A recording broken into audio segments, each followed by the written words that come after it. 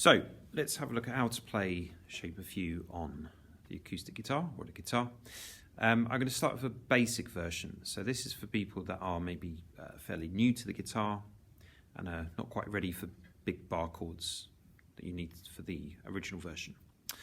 So we're just going to be playing the bottom 4 strings, okay? So you don't need to strum the top 2 at all. And we're starting with our first finger on the bottom string, on the 1st fret. Then on the string above that, we're going to be on the 3rd fret, and I'm using my 3rd finger there, not including my thumb.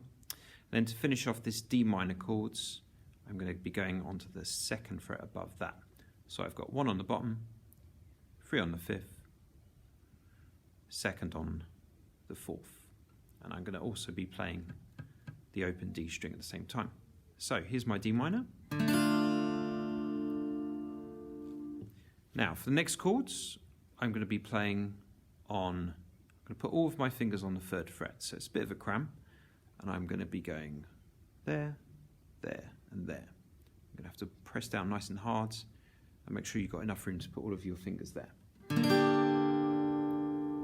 that's a simplified version of the G minor. Then for the B flats, back to the 1st fret on the bottom string. And it looks like we're doing the D minor again, but instead of putting our finger there this time, we're going to put it up on the 3rd fret. So a quick recap so far. We've got the D minor. Got all of our fingers on the 3rd fret here, on the 6th string, 5th string and 4th string.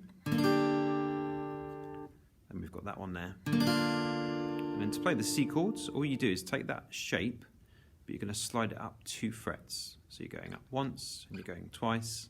And that's a sort of simplified version of the C chords. So we've got